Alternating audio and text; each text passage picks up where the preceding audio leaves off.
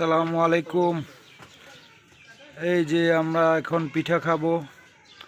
দেখেন, এ হচ্ছে চিতই পিঠা, আর ওইটাতে হচ্ছে ভাপা পিঠা। শীতের দিনে পিঠা খেতে অনেক মজা। আমি জানি আমার মতো অনেকেরই পিঠা খেতে পছন্দ। কার কার পিঠা খেতে ভালো লাগে?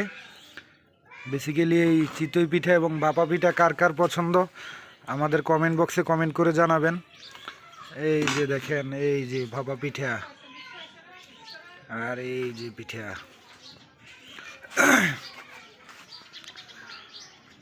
মজার মজার পিঠা, লার্কি চুলায় পিঠা শীতের মধ্যে। আর এই যে চিতই পিঠা যদি আমরা ভর্তা দিয়ে খাই তাহলে আরও বেশি মজা।